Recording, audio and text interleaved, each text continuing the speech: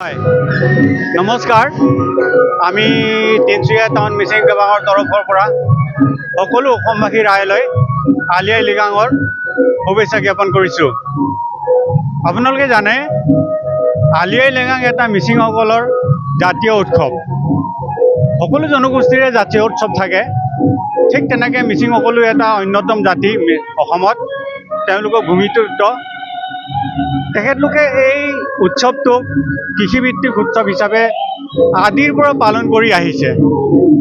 যিহেতু ই এটা কৃষিভিত্তিক উৎসৱ, ই আদিতে আমাৰ পৰম্পৰা ভিত্তিত কেনেকৈ চলি আহিছে ই অলপ জানিবলৈ আমাৰ অলপ অসুবিধা।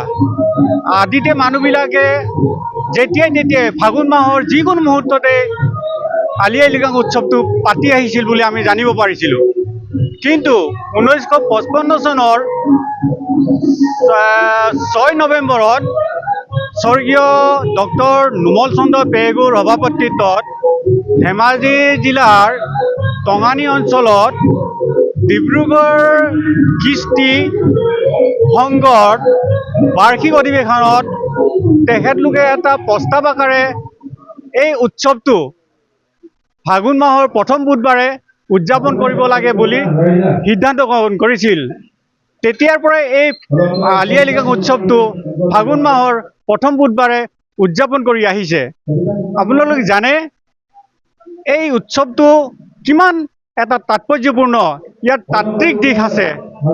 উৎসৱ অৰ্থাতে আপোনালোকে দেখিবলৈ পাইছে আমাৰ এই মঞ্চৰ অলপ আগতে, তাত আমি 4জোপা মেডেলা গছেৰে তাত আমি আজি বীজ ৰোপণ কৰিছোঁ।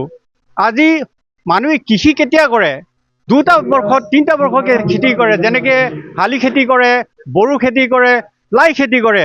আমাৰ এই খেতিটো জেনেৰেলি লাই খেতি বা আহু খেতি বুলি জনা যায়।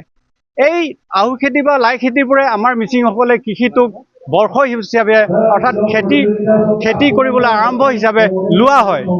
আমাৰ চন্দ্ৰ সূৰ্য কাৰ্চিং কাৰ্টাক বিভিন্ন ধৰণৰ পাশ্চাত্যসকলক উপাস্য কৰি আজিৰ পৰাই তেওঁলোকে কৃষি কৰ্ম কৰিবলৈ আগবাঢ়ি যায়, যাতে আজিৰ পৰা আমাৰ এই শস্য যেন ধৰিত্ৰীৰ শস্য শ্যামলা হয় আৰু আমাৰ সকলো অসমৰ বা পৃথিৱীৰ সকলো মানুহে যাতে দৰিদ্ৰ নহয়, এই শস্য শ্যামলাৰ দ্বাৰাই যেন তেওঁলোকে আমাৰ মানুহখিনিয়ে যেন সকলো ফালৰ পৰা মদন বদন হয়, তেনেকুৱা এটা কামনা লৈ পেলাই আজি তেওঁলোকে এই উৎসৱটো আৰম্ভ কৰে। বিশেষ মই বেছি বহল নকৰোঁ। আমি সৱশেষত আমি তিনিচুকীয়া টাউন কেমাঙৰ পৰা আজি এই উৎসৱটোক সকলো দেশৰ সংগতি ৰাখি আমিও আনুষ্ঠানিকভাৱে উদযাপন কৰিবলৈ চেষ্টা কৰিছোঁ। আশা কৰোঁ সকলো ৰাইজে আমাৰ এই উৎসৱটোক আপোনালোকে সাদৰেৰে গ্ৰহণ কৰিব আৰু সহযোগিতা আগবঢ়ায়।